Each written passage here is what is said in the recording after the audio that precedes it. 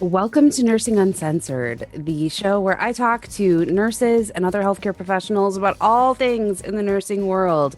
I am your host, Adrianne Benning, and I am here in really cold and snowy Minneapolis today. And I'm excited. I'm always excited about the show, but I'm really excited about today's show. I have someone today that is going to talk with us for a while about things that you guys have been messaging me about. We're going to talk about precepting today, precepting in a crisis specifically. And we are going to talk with someone who I have been following for many, many years now, I feel like. Ever since I was a baby nurse myself, we are going to be talking with Kati Kleber today. Kati is a nurse, educator, author, national speaker, host of the amazing Fresh RN podcast, and owner of FreshRN.com, which is an online platform created to educate, encourage, and motivate newly licensed nurses in innovative ways. If you know who she is, you know she's wonderful, and I am so excited to talk to her today. Kati, welcome to the show. Thank you so much for having me. I'm so excited to be here and chat. Yeah, this is definitely a special day for me because I have literally been using your content as like a guide for each each new unit that I go to. I'm like, Kati has and actually I used before you stumbling over my words here because I'm so excited. Before you created your course on, precepting, you did a round table with a couple other ICU nurses on precepting, what makes a good preceptor and how to be a preceptor. And I listened to that faithfully when I was a new preceptor, and that information has served me well. So I just want to thank you personally for making me a better preceptor. I'm so excited to hear that. Wow. That's oh, I love that. Yeah, that, and I was talking to people who precepted me and they were wonderful. So it was like, I was so excited to get that information out so people, because I felt like with precepting, I took those courses that the hospital offered and it was like, this is like adult education theory. And it's like, I need to know how many patients do I give him on week 2? I don't know. Yeah.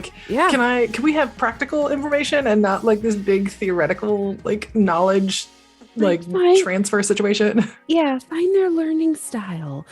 Give a criticism between 2 compliments. Like that stuff only goes so far. I need to know what they do on day 1. Yes. Exactly. So, what's realistic and what's not. Nobody's telling me what a red flag is, and then all of a sudden they're saying like, oh, they're not cutting it. Like, oh, well, nobody told me. How do I know? Yes. So I want to talk about all of that today. So before we dig in, because I can tell we're both ready to just sink our teeth in, will you tell our listeners a little bit about yourself, whatever you want to share? I'd love to know more about you.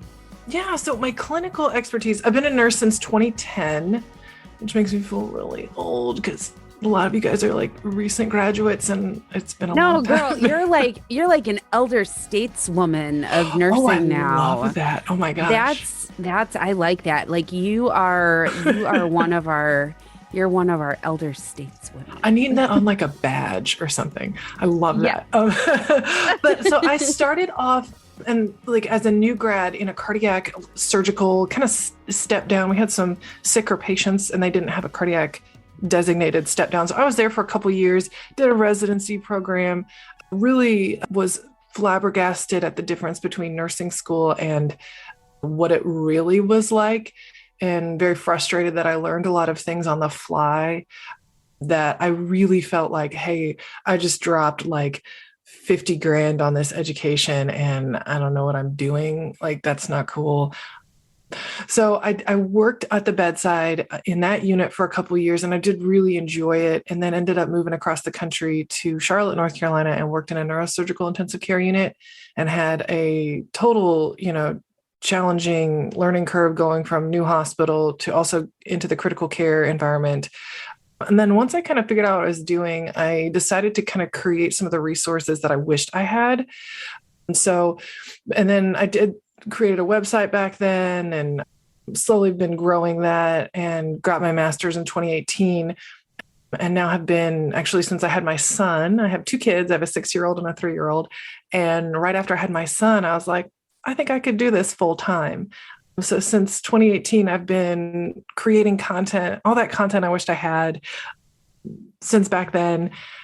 Right now I came back to Illinois. So I live I'm a Midwestern girl, got 2 kids, married, living the Hey, my home dream. state, my home Oh, state. really? I was born Really? up near in the Chicago suburbs, but you're from the Champaign-Urbana area, is that right? Correct, correct. So for people who are not familiar, it's about 2 hours directly south of Chicago, where the University of Illinois is.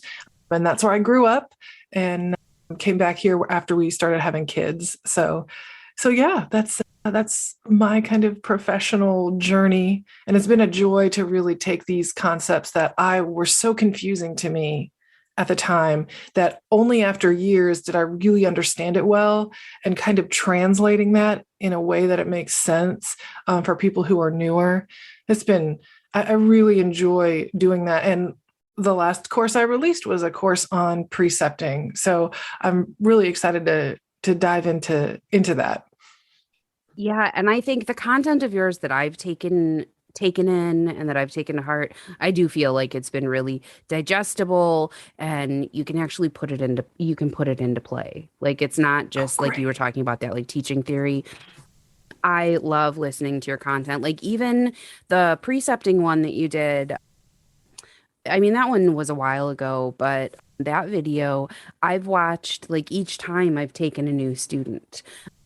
Because I'm like, Great. well, and one of the things that, and I don't want to get too far ahead, but one of the things that I remember the most is, I have a hard time not being like a helicopter mom Mhm. kind of preceptor. So it's a good reminder for me to like back off. And one of the things that you guys talked about in that video is like, they may not be doing it the fastest way. Let Mhm. them do it their way. Let them find their way. Let them feel what it feels like to be running behind. Mhm. Of course, don't let it get dangerous, but like let them feel that pressure. Let them feel the time management. And that was something I was trying to save my students from. Like, we got to keep on time. We got to keep on time. We got to, Mhm. and I was like, no, l- give her a second. And I watched my students shine under that way of thinking. So just like the little blips and pieces that I've taken away from that are now like permanently etched in my memory, that are part of my teaching style now, that do my students so well. So I know I keep singing your praises over that, but really it's true. That's why I wanted to have you on to talk about this, because I'm like, these are things that I've literally put into play and now I've kept them as my own, you know? That's so great. Um, I'm so glad to hear that. And that it like having these actionable things is really what moves the needle, I think, for better patient care, for better, us just feeling more confident in our roles.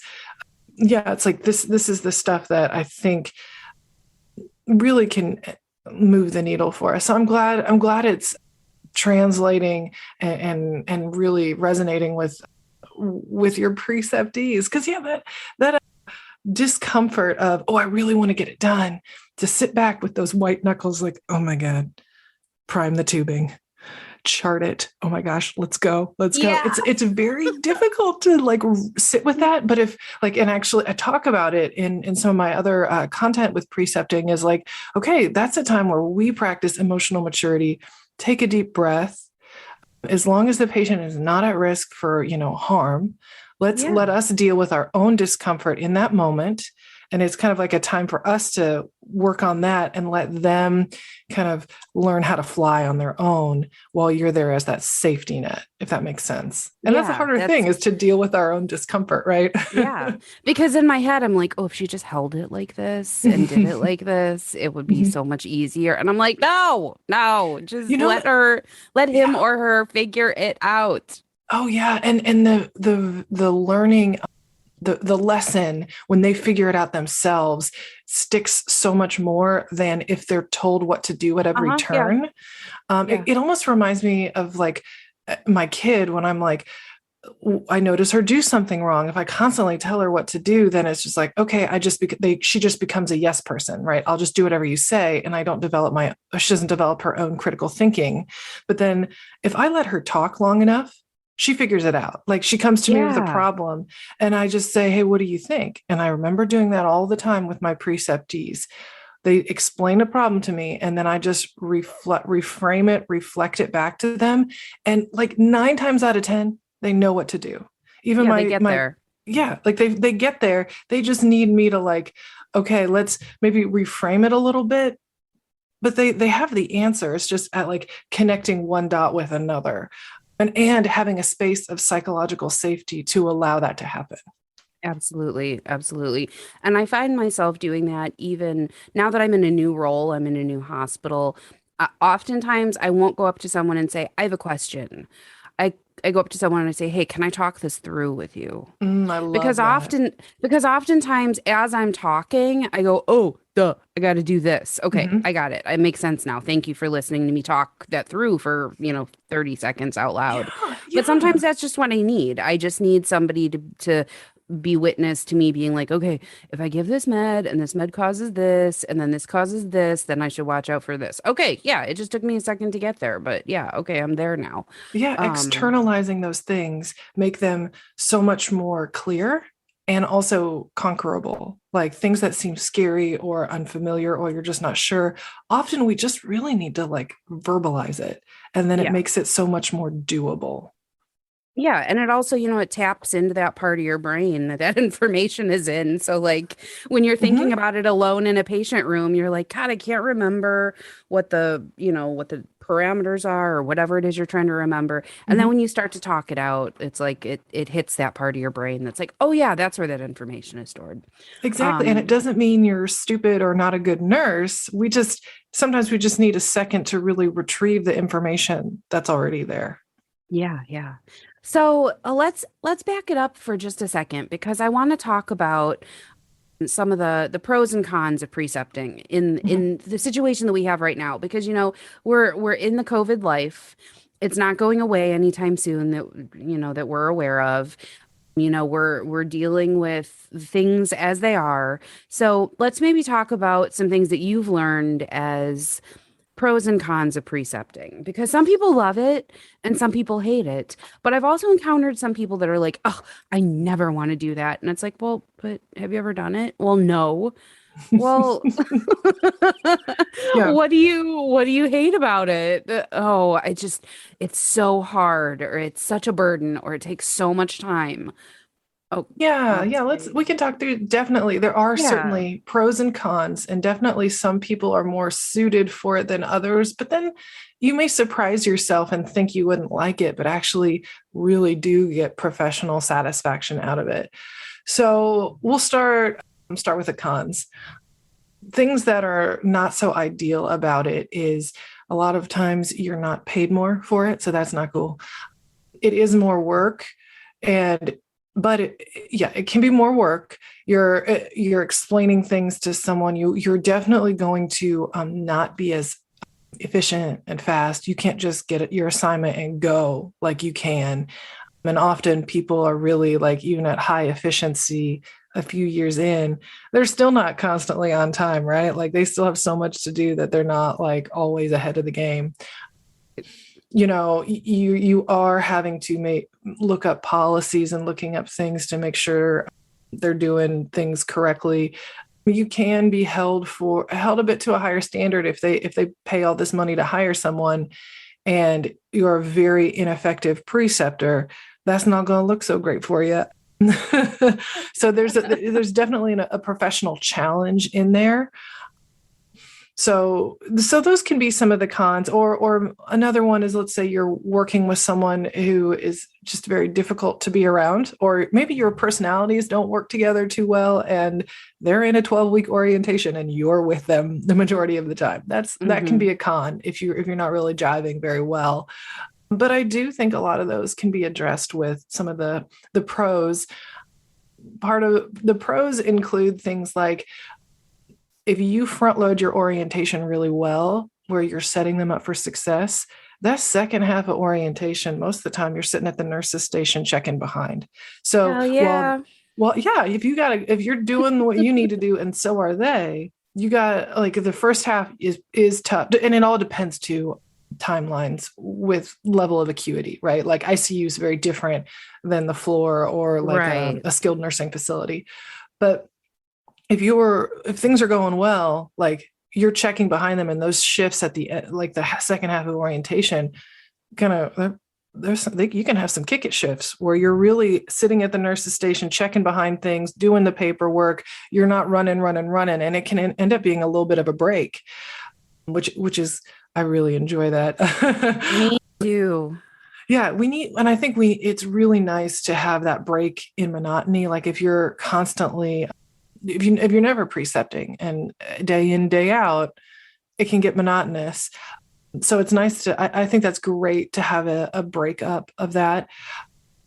Another pro is you're also looking at policies and procedures regularly because you're supposed to tell them the correct way to do things. And maybe the way that you learned when you were precepted 5 years ago is changed. So I find that people who are regularly precepting are often pretty good skills wise and doing things, documenting appropriately or up to standard, providing care that is up to standard, because the standard so frequently changes. So those people are often on the top of their game, if that makes sense, because they're looking up the actual right way to do this, not the way they were told 8 years ago, and they are just guessing if it's the right way, if that makes sense. It does. And I found that true for myself as well. Like I could pull up a policy more quickly because I just looked it up like 4 days ago. Exactly. You're so in tune to all of that. I also think there's a lot of professional job satisfaction that happens when you're really working hard with someone and they're struggling at the beginning, but man, they start flying and they start doing well. And it's kind of like that Gandalf emoji where he's like, or not emoji, but GIF where he's like the wind is pushing his hair back. There's tears in his eyes. And it's like you're just so proud. Like you're so proud of this person who is working really hard. They made a good call. They had a good catch. They literally saved someone's life and you taught them how to do that. Yeah. It is incredible. And those preceptees, especially those new grads, they're very impressionable. It is a very intimidating environment to work in. And if you can be that person who's really going to push them to be the best nurse they can, it is incredibly rewarding. And finally, I think the cornerstone of a very good and safe unit is good precepting, because those preceptors really cultivate the safety culture on the unit, the cohesiveness that you're crafting and creating habits in these people when they come to your unit and setting a standard. So if you want to have good colleagues and you want to have a good unit culture where people are all pulling their weight and no one's trying to like get away with doing the least amount possible and that kind of stuff, I think that starts with precepting. Because if you have like 5 or 6 solid preceptors and everyone that goes through the precepting gambit is going to be, or gambit's not the right word, I meant gauntlet, but everyone who goes through that process, that they're going to be held to this high standard. They're going to be challenged, but also given some grace and understanding. And they're going to be a great colleague to work with. When they get done with orientation, they're going to be a great person to work with, so that when you get to the point of everybody's off orientation, you've got a safe culture. And whenever you come in, that whoever you're working with, everybody's going to pull their fair share. We're going to have good teamwork. Everybody's looking out for one another, but still trying to be efficient with their own stuff. No one's trying to pull one over on anybody. Like that's how you create a really great culture in a unit. And I think that you can do that starting with precepting. Absolutely. I feel so strongly about that. You're basically helping train your team. Mm-hmm. How strong do you want your team to be? Yeah, I feel that so strongly. And to touch on the point before that about the satisfaction that you feel, I am still in touch, excuse me. I'm still in touch with one of the students that I did her senior internship. She was with me for her whole semester. Mm-hmm. And at the beginning, she had a loss of clinical time because of COVID and, her classes and clinicals being cut short. going online and all that. Mhm. And so when she first came to the unit, she was like really green and pretty scared. And I was on an intermediate unit. So we had, trach to vent, Ooh, people with pretty intense cares, yeah. lots of peg tubes, drips, a lot of intensive stuff going on for someone whose last clinical was like in a nursing home. So by Mhm. the end of that, or even the halfway mark, it was kind of like what you were saying. I was having a lot of kick it shifts at the nurses' day. Of course, I was monitoring for safety. Yes, I was yes. ever present, ever available. I was like a resource. But she was like, no, I got it. And she was doing things correctly. I She was love doing it. things well. She was asking good questions. She was assisting other nurses. Like I'm getting goosebumps even thinking about it. See, And this is then great. and then when she got to her job, like after she graduated, she got a job. She took a job on the East Coast.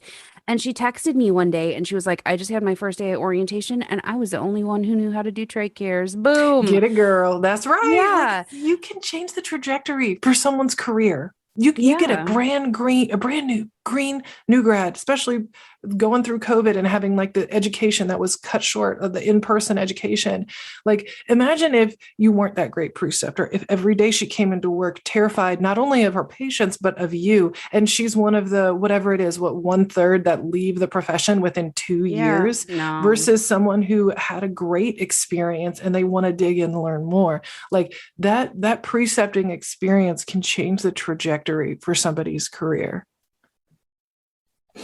And I had, throughout my nursing school time, I had preceptors on different units. I did multiple clinicals where it was just me and, the nurse that they assigned me to. Mm-hmm. And I had one nurse that just, I couldn't find her half the time. I felt like a burden. Mm-hmm. She gave me really short answers, really did not facilitate my learning at all. And then, at one point they switched me to a different hospital, a different preceptor, and the night and day conditions. I was empowered. I felt great. I learned. I had a great experience on a neuro unit, which how often can you say that on a neuro unit, right? Yeah, yeah. But yeah, it truly shows that the person that you are linked up with can completely make or break your experience. Mm-hmm. And so I think it's really important that as preceptors, we realize how much power we hold in our hands. You know, that first day walking on the unit, we forget like how nervous we felt. Mm-hmm. You don't know anybody, you don't know where anything is. It's really intimidating. And you're introduced to this person. Does that person roll their eyes at you, or do they Mm-hmm. say, "Hey, nice to meet you. I'm glad we're going to be working together." Mm-hmm. So I think that those are really important things to consider. So I'm gonna kind of flip things out of order in our little outline here. Let's talk about exactly that kind of like when you have that feeling of like I don't want to do this, you're kind of voluntold that you're going to be a preceptor. How do we change people's minds about this? How do we change their attitudes, their feel, or maybe we're not going to change how they feel, but what are some things, little bits of advice, pieces of advice that you have for people that maybe aren't wanting to be preceptors or don't feel prepared Mm-hmm. but are kind of in this role anyway? Like, everybody's got to do their part. So now it's your turn. Yeah, I get it. I get it. I think the first thing is to validate that, you know what, I get it that you don't want to. Maybe you're not ready. Maybe you had a not so great experience. You got some 2-hour online module of how to be a preceptor, and you're just like, I don't want to mess this up. Or maybe you're always behind and adding someone is just, this is overwhelming. I think, I think starting off by saying, okay, I get it. And it's valid to have that hesitation. But the next step would be to have awareness around how you feel about it. Maybe, and I'm one of those people who's like always talking about journaling and things and talking about it to yourself, like, okay, how do I feel about this? Do I really want to do this? No. Do I have to do this? Yeah, sorry, you kind of have to, maybe if this is the situation we're talking about, and kind of verbalizing that to yourself. Because what I really don't want people to do is to take that out on the preceptee. It's not their fault that they need to be trained, and it's not their fault maybe that your leader didn't tell you, and all of a sudden you're going to be with somebody like that person probably had absolutely no control in how that went. So I really don't want people to like take that out on the preceptee, because I'm sure you've seen that happen. I've seen it happen, that eye roll, that the treating somebody like a burden, that really is taking out your feelings about this role on this person who had absolutely no control over how this went down. So I think that's really important. But to also know that, you are going to be able to get some value out of this. You have the ability to help craft this, or not craft, but really influence this person's development to be a reliable person, to actually ultimately make your shifts easier. Okay. You even in orientation and after, definitely. So also acknowledging, all right, I'm going to have to do some work. I don't really want to, but this is going to be harder for a little bit. And but if I really lean in and do some front loading on the beginning of orientation, that I can really set us up for success. So if you really have some appropriate expectations, I think that makes things a lot better and easier to navigate when you're not so excited about doing it. I also think starting off on the right foot is really, really important. I hope on your unit that you do have a leader who would give you more a heads up, and you're not just going to walk on the unit one day and, oh, here you're with this person for 6 weeks or whatever. I would really hope that culture is that you're going to have, okay, I know I'm going in today and I'm going to have Mark with me and he's a new grad, that kind of a culture. I think it's important to level with your preceptee. If it's your very first time and you're not prepared for it, I would not level with them and tell them, I don't want to do this. I would not do that. But I do encourage you to say something along the lines of, okay, this is my first time precepting. So really want to have this open communication of, if I'm saying something that's not making sense, I don't want you to just say, okay. I really want you to let me know if things are not clicking. Because so many times we need things explained multiple times before they really make sense. Like, I don't know how many times somebody had to show me how to prime IV tubing, but it was like 12 before it sunk into my brain. And I was really ashamed and nervous and vulnerable and like, oh my gosh, this is like nursing 101. Why does this not make sense to me? I don't understand. So creating this kind of space of psychological safety where, hey, you can tell me when things don't make sense. I know you want to save face, and that's important, and remembering that these newbies, especially new grads, you're someone who's already in the cool crowd or already accepted on the unit, and that's what they want. They want to be part of this culture and understand how things flow and work efficiently, and you're already there. No matter how confident the person is, they want to impress you, and they want you to think that they're awesome and great and deserve to be on this unit, especially new grads. So realizing that kind of power gradient, I think, is really important as you kind of navigate the situation, because it's not like they're going to be an open book and tell you exactly when your situation or your explanation was terrible and right. or every time they felt threatened or disrespected. They're not going to tell you that stuff. And not like having this false reassurance of, well, they would tell me if things didn't make sense.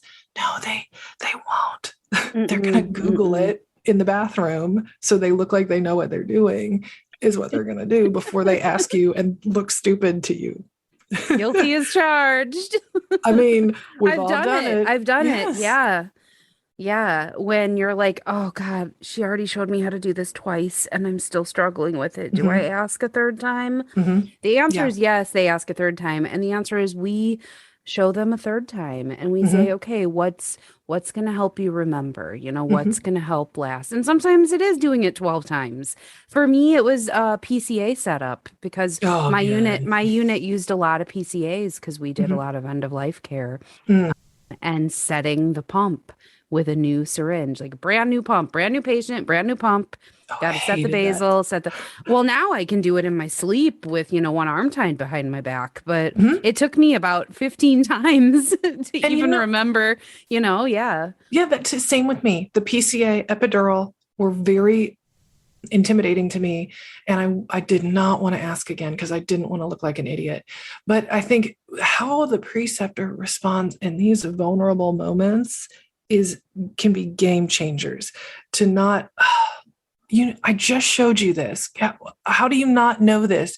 Versus, okay, so let's walk through this again. I want you to show me how you think you're supposed to do it, and let's walk through it. You know what I mean? Like, not discounting them or making them feel shame for not understanding something right away, because so many of us had trouble comprehending the PCA settings right away. The priming the tubing and the secondary and programming the pump, and we needed many explanations. We shouldn't shame other people when they're actually performing like we did.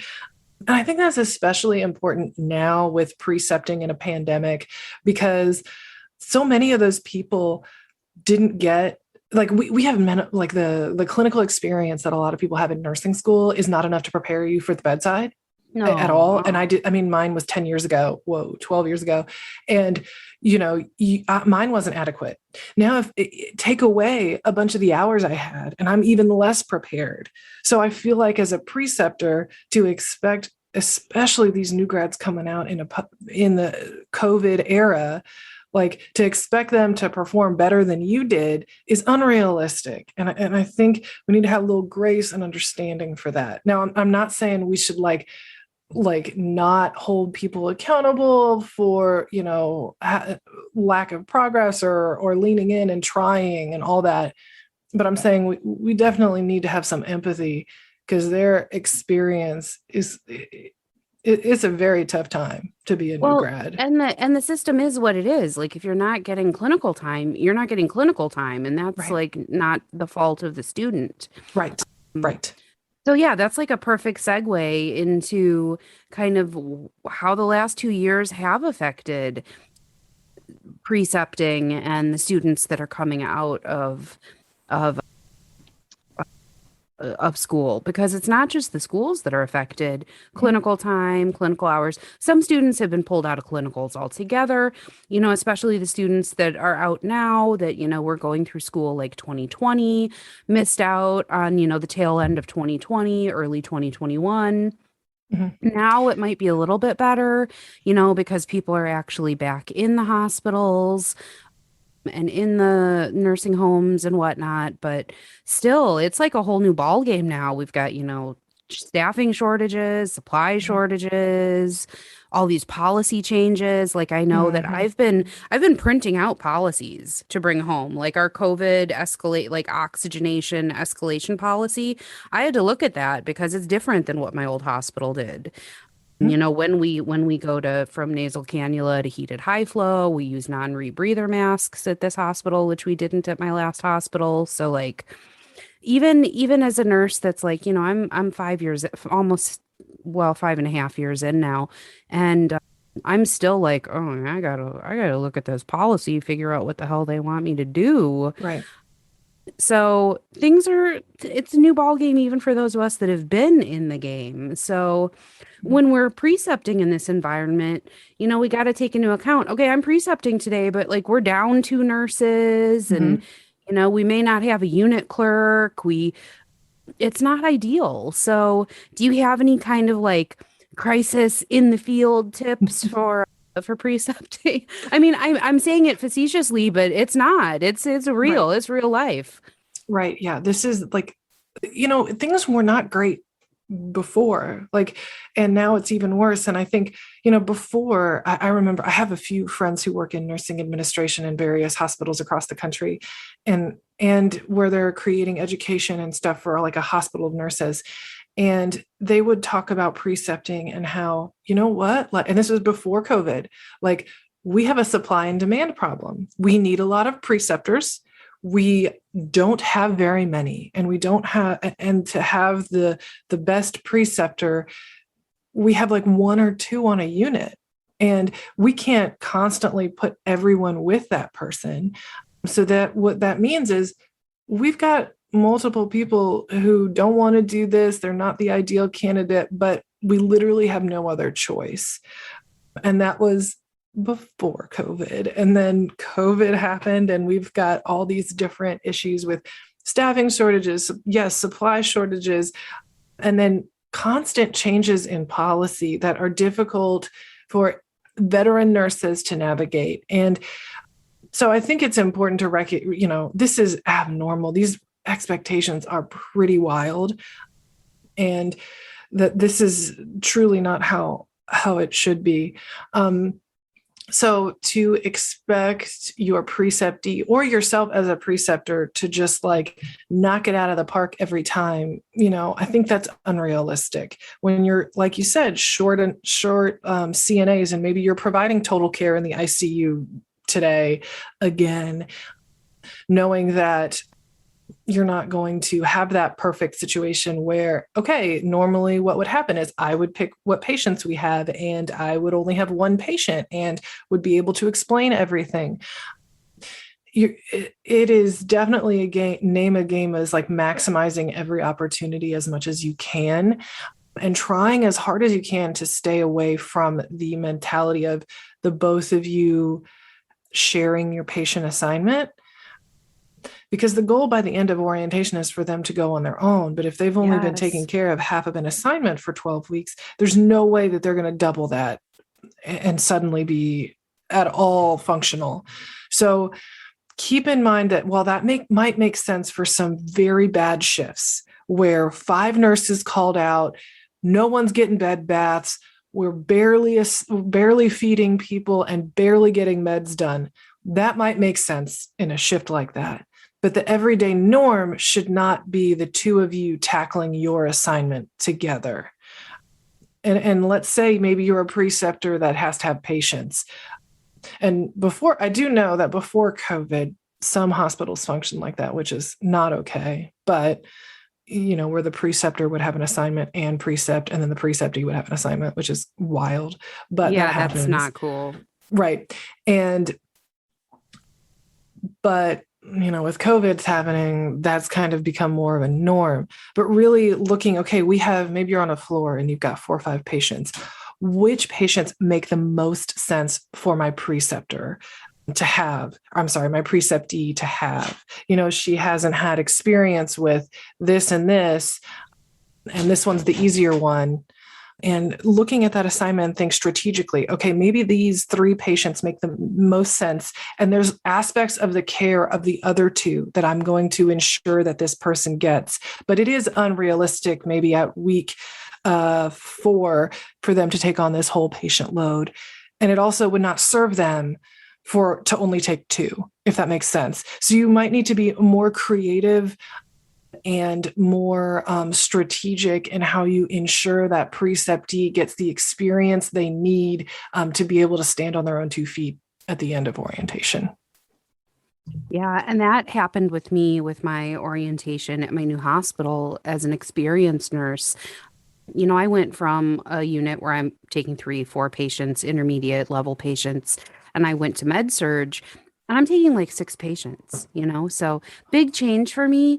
Acuity is less, but 6 people, keeping track of 6 names is a lot for me, alone six humans. And, they were such kind of intense, fast paced, high need days that we were just tag teaming, trying to get stuff done, trying to get out on time, get through our days. And I was like, well, this isn't really helping me because I have to do all this by myself at the end, and I'm not doing anything by myself.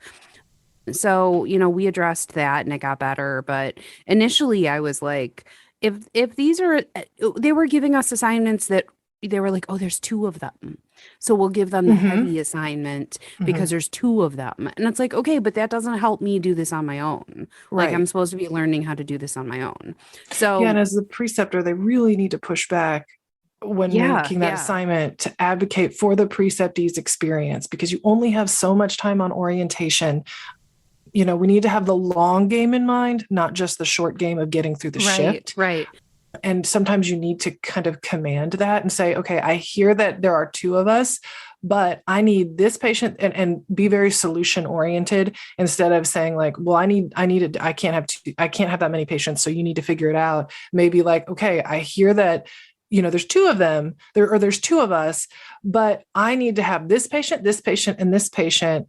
and or whatever you want the assignment to be, so that it makes it easier for them to say yes if you present the solution. Right, right. And really advocate for that preceptee. And I mean, granted, this was before COVID, but the unit I worked on in North Carolina, it was a neuro ICU. They were really good about that. Whoever the preceptee was or the preceptor was, they chose their assignment first. And then after that is how the rest of the patients were divvied up, because the absolute top priority is that orientation, because it's only so long. And y'all, orientation is very expensive. To extend orientation, to change that, and if you can have that kind of mentality, you're going to get buy-in from leadership to say, hey, you know what? I don't want to have to add on orientation because orientation is very expensive. It's two people to do the job of one person. If you can kind of frame it like that, you might get more leeway, more buy-in for getting what you need for your preceptee. Yeah, absolutely. Incredibly. We're talking tens of thousands of dollars to precept. So yeah, though that's pretty great structural advice. I think that as preceptors, we do need to be able to speak up and be like, hey, once in a while, I get it to save the ship, but not every shift. You gotta be producing solid nurses. It's again, getting back to that whole, like, you're helping build your team.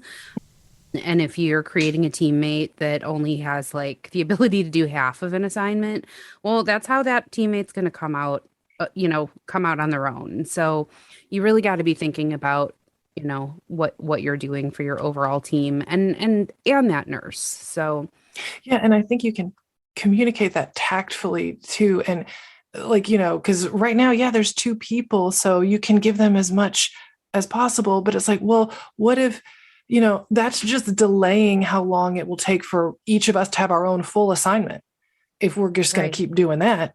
So we're really like actually shooting ourselves in the foot. But if you can like tactfully communicate it and not look at it like you have to take this big stand and, perfectly say, like, state your point, but you can kind of casually be like, hey, I get what you're saying here, but I don't think we can't keep doing this. Is there a way that I can have shifts where I'm able to educate and then or provide the attention they need? That way they can get off orientation sooner, because I can't get them off orientation if we keep doing this. Exactly. And framing it in a casual conversational way and not confrontational is also how you get people to be like, oh, okay, I get it.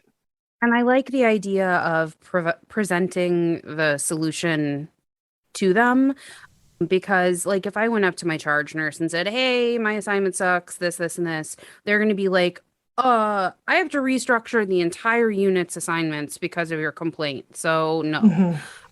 Whereas if you say like, hey, you can swap out these couple patients, this, that, and the other thing, you've already done the footwork for them. So you're more likely to get that change that you desire.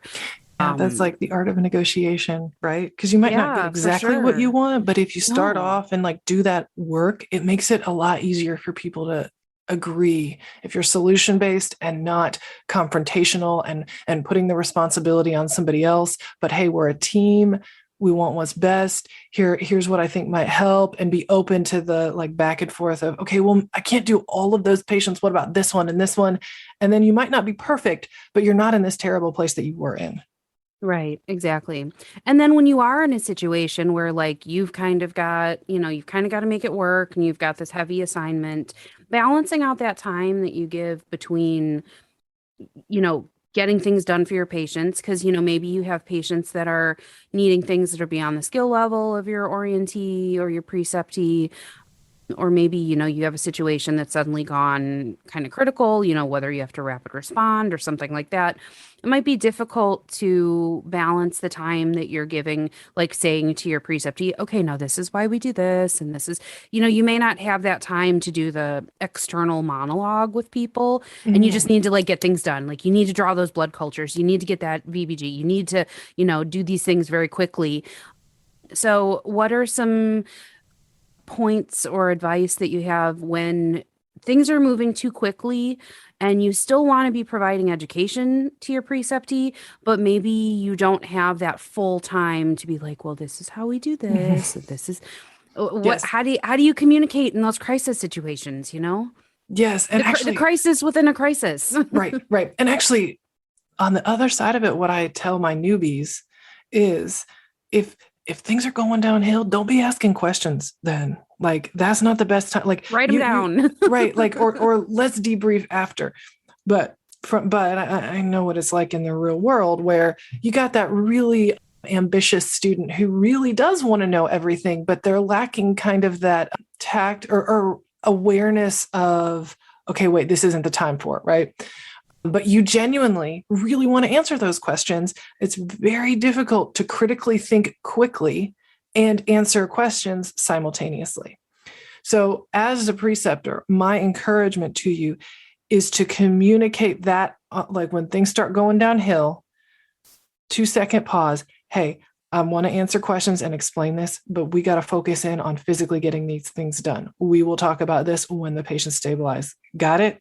Got it. All right, let's go. You know what I mean? Like team effort, like we're going to do this together. I'm going to tell you specifically things to do. And right now I need you to just do them. Okay. So I want you to, like, when you notice things are going down, and you can tell when you've got a preceptee who's going to do that, who's going to be very inquisitive, because, you know, these situations when they're going downhill, I get it. That's when they want to perform the best. So they need to learn.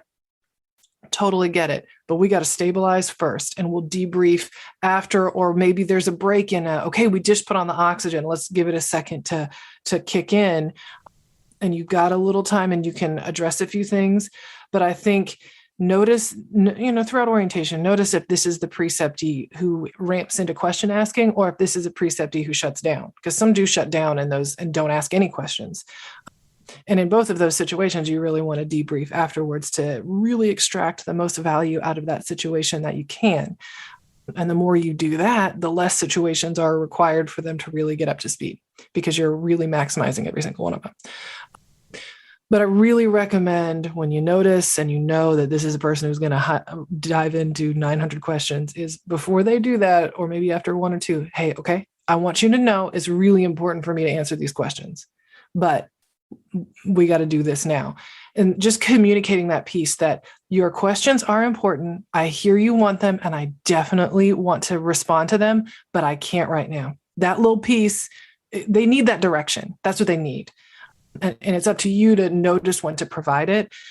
And I think that is going to be key in really getting the most out of those situations, because it's not personal. It's not like, I don't like you and you're annoying me. It's, we got to lean in, and they don't have the experience yet to notice that, if that makes sense. So I think the biggest thing is that open communication, that these questions are important, but let's wait a second. And then the important thing is to follow up on that. Once you get things situated, really do talk about, maybe you're in with another patient with routine stuff, everything's settled down, or maybe you're sitting there documenting and things are chill and you're trying to catch up with things that are not life or death, or, you know, very close to life or death. Really do follow up. Ensure that you do that, and don't like wait and hope they forget that you didn't, you know what I mean? Like actually do follow up with it, and maybe ask them, okay, to expedite, because you can talk about those situations for a very long time and really, really flesh it out. But first ask them, okay, what did you see happen? What do you think? What were you did anything go down that you were confused about? You know, how would have you handled that situation? You know, that kind of thing. And ask them, keep it open, and see where their brain went when they went through that situation, and hit those points that, you know, they need to learn X, Y, and Z from that, if that makes sense. Yeah, it does. It does actually. And it speaks to it. I'm like having all of these memories of times when I'm specifically remembering when a student that I was with, he's a great nurse now. He just actually decided to go traveling, but he was on our unit as a student before he became a nurse on our unit. And I had a situation where I took a patient who appeared to be having anxiety, and it turned out he was actually like in severe acidosis and was like not anxious. He was like blowing off all Mm-hmm. his CO2 and ended Mm-hmm. up turning into a rapid response and all this. And the patient was retaining urine. And I told this student at the time, I was like, okay, it's your time to shine. Put in that Foley. And I found out later he was like terrified, but you couldn't tell. He looked Mm-hmm. totally cool on the surface. And, I didn't debrief with him after. Well, we did. We debriefed about what happened about the rapid itself, but we didn't debrief about his role in that. And I didn't find out until years later that he was like Oh, terrified. yeah. Couldn't tell. Looked so cool on the surface, did a Mm-hmm. perfect Foley insertion. Like everybody commended him, like it was great. But deep down, he was like, oh my God, what is going on? They have great poker faces. So many like nurses, Yeah. we all have great poker faces, and we're almost in like this survival like mode when those emergencies go down. And those of us who are veteran nurses who have been desensitized a bit to those urgent situations, who actually really like to lean into them, when people who are new to that, and maybe it's a nurse who is experienced but not in acute care, like you have to remember that these scary situations, intimidating situations really trigger that fight or flight, and people really get very nervous even if they don't look like it. And those of us that are used to it, we kind of forget how scary and how like you can kind of get to a point where you like don't say anything and you just, okay, I'm just going to do what they tell me to do, and you're very nervous. So keeping a level of awareness that the person you're talking to, they might not be telling you exactly how they're feeling. Yeah. and they and sometimes though, like him, he maybe needed that. I'm going to guess, since he did it perfectly, he was ready for it. He was just very scared about it. And that, some people are going to need the pushing and need the encouragement and are going to do great. But it is a very scary situation to have a level. So my encouragement is to have a level of awareness around that and some empathy for that very intimidating new experience that they're walking through. Because he did this as a rapid response is happening around him. So like as people are like drawing blood and like shutting off alarms and like giving the doctor's like giving orders to the respiratory therapist, and like all of this is happening, and he's in the eye of the storm, like putting in a Foley. Literally the eye. Literally the eye of the storm. But yeah, and this person was so poised that it never dawned on me that might have been the thing that had. Yeah. Anyway, so I think it's important that as preceptors, we stay in tune with what they might be feeling, and that they might not be showing their whole hand, they might be like, yeah, that was cool, I've done that before. And that may have been the first time they did it, like and in a room full of people. Yeah. Like on the way home, Mom, guess what I did? But to you, it's like, yeah, that's pretty good. Like my big comparison I like to make with precepting is almost like, you're the coach of an athletic team or the teacher of maybe a class of seniors in high school. You're not their friend. You're not that person they call on the weekend to vent or to gush about this really cool, exciting thing they did. They want to have a degree of credibility with you. They want to impress you, but they also really need your encouragement and need you to push them and hold them accountable and grow professionally. And it's our job to really kind of be that person who has seen the rest of the road and knows the journey that they need to go on, and really encourage them throughout it, and not think, okay, they're just going to tell me everything. And what I've kind of noticed, when people tend to enter the workforce a little on the younger side, they may assume that anyone they click with is their BFF, and they may let their guard down entirely and lose all sense of professionalism, or they might be on the other side of things and be kind of like way too closed off and not sharing anything at all. And you could have someone anywhere on that spectrum. So important to have that sense of psychological safety, establish really your role as the preceptor who genuinely wants them to do better, but you're definitely going to hold them accountable and push them. And the goal is at the end of this for them to be high functioning on their own. So I think that's a really important aspect of precepting, is to really have the like realistic expectations for your role as the preceptor, not BFF, but also not the enforcer, if that makes sense. Right. Yeah, absolutely. Absolutely.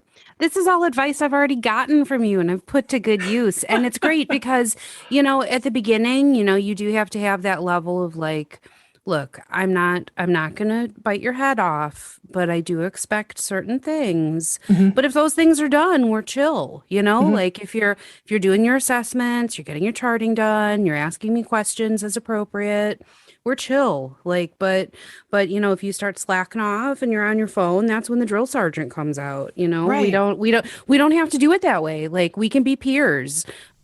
But when the mama voice needs to come out, my mama voice comes out. I'm not a Yeah. mama, but I got a mama voice. Well, yeah, and just Um, like that teacher of a class in high school, or that coach of an athletic team, yeah, like when you yeah. start slacking, this isn't personal, but get back to the line and really Right, run that sprint. right. Or this isn't Exactly. personal, but I need you to stop talking and pay attention. Right, right. I need you to get off your phone. Hey, and then but it's important as the preceptor to not take it personally. And I've seen people do that where they're checked out. But I think my favorite, you can use tactful ways to hold people accountable. Like, all right, nice try here. I saw you copied and pasted the last nurse's assessment. We don't do that. All right. Like, nice try, but you can't do that. That You was know your what I mean? freebie. Yeah, you're Yeah. done. That's That the was a last. freebie, but we can't do that. You know what I mean? And that's all you got to say. Not, hey, we need to have a discussion. I Right, noticed that you right. did that. That's the textbook way. And we're humans. We're not textbooks.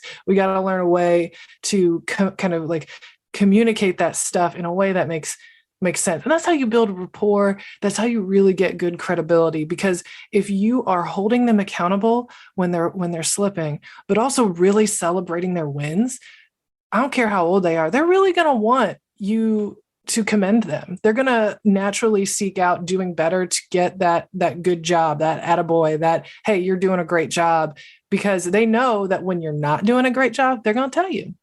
And Yeah. that's how you And get really good performance from people. And we all want those dopamine hits. We all want Amen. praise, even if we say that we don't. Like Mm-hmm, mm-hmm. we all want the gold star for our, plus, it's like if you're a new nurse or a student nurse, you're working your ass off. You Yes. want it to be noticed. You don't Mm-hmm. want somebody to just glaze over the things you're doing correctly. So yeah, the positive reinforcement I find gets me further than the negative reinforcement. But the negative reinforcement is there if you just not getting through. But yeah, I think that it's really important that we remember that it's like a new ball game out here, and we're preparing nurses for the future, and it's an uncertain future. It's a different future now than what we're accustomed to with precepting.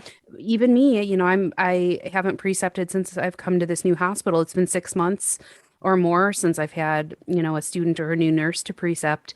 And now I feel like I'm going to have to learn how to do it all over. I am going to have to learn how to do it Mm-hmm. all over again because I'm in a new area of nursing. Yeah. So I There's feel like these tips apply all over again in a different place. Yeah, and if you're not actively, using it, like, I mean, if you precept one person, even at the same hospital, and then it's like a year or 6 months before you precept someone else, and maybe you started with an experienced nurse the first time, and now you got a new grad, those are two different ball games. Yeah, You yeah. might be correcting bad habits versus establishing them at all. Like, those are very different ways. And so it's like to refresh this stuff on a regular basis when you need it is helpful. But I'm someone who's definitely like, save your brain, like, don't dive into the precepting thing until you're ready to precept. And you know what I mean? Like, I don't want you to have constantly overwhelmed with information where none of it sticks. I'm very, very big on when you need it, reviewing it and applying it in the moment, but not bogging yourself down by trying to take in this information too early. Like, I mean, I've had people who are like brand new ICU nurses straight out of school who are like, I want CCRN study material. I'm like, no. You're like, slow down. Like, don't, like, I mean, I know you want to dive into that high level stuff, but you got to learn how to get through a shift first, like solo, before you really dive into that stuff. I mean, there's a reason they make you have a certain amount of working hours, or at least they used to. I don't know if to change that, but like before you can sit for that certification exam, so don't bite off more than you can chew, or think like, oh, I've got to be ahead of the game, so I'm going to get into X, Y, and Z. Like, there's also a work-life balance aspect of this, and not overwhelming yourself constantly. Absolutely. Absolutely. Well, you alluded earlier, you've got this course for preceptors. Do you want to tell people about your course? Because Yeah. after seeing the free content you produce, I have no doubt that the paid content you produce is fire. Yeah. So yeah, like that podcast episode we referred to is, I want to say 2 or 3 years old. Well, it's 2021 now. God, COVID was such a time warp. I'm like, I don't even know what year it is. I think it was that episode's like 3 years old, and I've gotten feedback where it's like, this is great, but I need more. So I created a course where it walks you through, how do you deal with challenging tendencies of a preceptee. Maybe they're disengaged, or maybe they're way too focused on things and fixate, or maybe they're lacking social tact or communication skills. And we don't get taught how to deal with the know-it-all or the disengaged person. So I wanted to create content to really help navigate the nitty-gritty of that. And then also content to help us understand as preceptors how we teach. Because like you said, like, you're a helicopter. I was a helicopter too. But then there's also the other side of the spectrum, where there's some spectrum where there's preceptors who are very disengaged, and they're not leaning in and asking questions, and they provide the one-word answer, like the person you were describing before.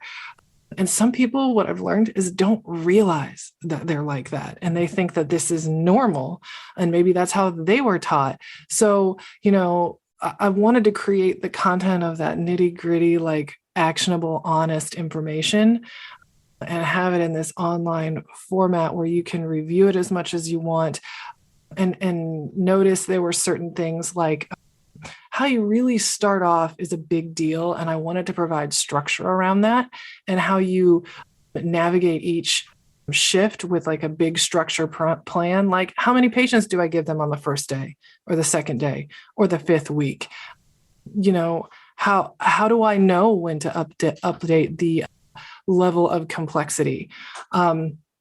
So I wanted to create that structure that I felt like I needed. So that's what the course is. I've got some downloads and I actually have ICU for experienced nurses who are new to ICU versus a new grad to ICU, because you need to approach those differently. And then for like the floor, for med surge, experienced nurse versus brand new grad, and how you really should structure your week orientation, and how many patients you should give them, and things to consider, and how to set goals, and really create an atmosphere of psychological safety. Because these are kind of concepts that are a little more difficult to understand or explain than the hardcore, like clinical, this is how you start a Foley, this is how you start an IV. Yeah. Really putting all those pieces together. So I can't remember how many modules it is. Maybe I think it's like 30 modules that are kind of smaller I've got transcripts and audio and video. I also interviewed some amazing preceptors. One of them is actually one that was in the course, or I'm sorry, that podcast, but then a few others that have really great perspectives. And that's some bonus content at the end. So you can hear some really, really valuable information from great preceptors who continually train high-performing nurses. Nice. So I was really excited to create a precepting course, because I think that can really be a game changer for a unit, is good preceptors. Yes, absolutely. I 100% agree. That's wonderful. So how do people access that? So how do people get to that? Yeah. You can head to my website, freshrn.com. There is a courses tab. You just click on that. And then I have quite a few, but just click on Preceptor Pro. And then you can check that out there. And it's one of those lifetime access. You enroll, you get immediate access to everything. And so like you can download it or go through it now. Let's say you're working with somebody now and you don't precept someone for a year or 2 years or 5 years. You can go back to it because you have lifetime access to it. Nice. Love it. Awesome.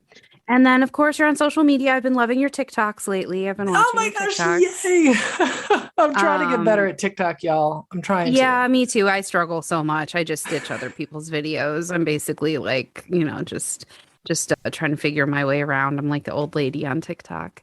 Yeah, but your TikToks are great. Actually, what was the one that I just saw recently? The one where you talk about direct communication and how to some people it sounds aggressive and it sounds like commands, but really we're just trying to get stuff done fast. Yes. So I don't have time to say, please, will you get that thing for me? Thank you. We're going to say, get the Zol now, like go. And it's not it. And then when the code is over or the rapid response is over, we can go back to being polite again and saying please and thank you. But when there's an emergency, there's no time for pleasantries. We need to get the epi. We need to get the vitals. We need to get them now. Just do it. Just go. Just do it. Yeah. And until I walked through seeing that like go down, like it was a little bit of a shock to me, but I kind of picked up on it. But then I did observe over the years in that code situation or that rapid response where things need to be done like now, people like, like they don't respond well to, some people don't respond well to that direct communication and they feel like it's confrontation. And so many of us are not cool with confrontation, which makes sense. But that was, just to, the video, what was it called? It was tips for working in the ICU. Because that's what happens. People will communicate directly, assertively, and I don't want people to get tripped up taking it personally, because that's just going to create a little barrier, a little obstacle you got to kind of work yourself through. But if you know to expect that, it's not a surprise. Yeah, absolutely. So I find all these little tips and everything everywhere that you put up are, like I said, I love things that are actionable. I don't just want the philosophy or like the pedagogy of things. I want to know what can I do right now in my life to make my life better, and I feel like that's what you do. So I want to thank you for your content and just being out there and for talking with me today. This was great. I've been really looking forward to this and fangirled a little bit, and now I'm like, Katie and I are friends now. And I think that, I can't wait to see what other content you produce in the future. I'm so elated to hear that it's been resonating, and being actionable and being a game changer. That makes me, that's like why I started, and it's just very amazing to hear that it is moving the needle for people. And I am working on actually before we hopped on to chat, I'm actually working on a critical thinking course where I'm very excited about it because I'm trying to take these abstract ideas of critical thinking and making them actionable. And I'm really excited because I'm like, ooh, this is good stuff that I really wished I had. So that's going to be coming out. Gosh, I hope my plan is in February of 2022. It kind of depends on recording and all that kind of stuff, but really excited about adding that to the catalog. Ooh, so we got exciting stuff on the horizon. I look forward to it. Wonderful. Well, thank you so much for having me on. This was great. I'm so glad we've gotten a chance to talk. I would love to do it again in the future. I know that you're going to have no lack of things to talk about. So. Oh, yes. I could talk for a very long time. I know. So can I. Well, this has been great. Katie Kleber, thank you for joining me. And if anybody else wants to check out Katie's stuff, go to freshrn.com. Don't sleep on that. Yeah, thank you very much. And we'll talk again soon.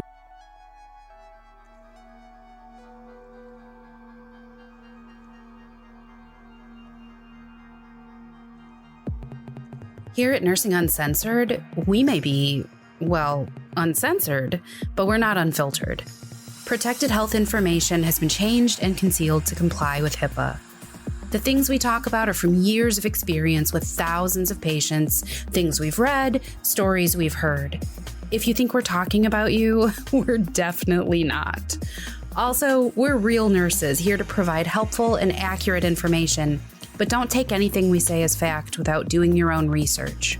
Refer to your state's Board of Nursing, Practice Acts, and your institution's policies and procedures if you have questions about your practice. Lastly, our very strong opinions are ours alone and do not reflect those of our employers, educational, or professional institutions.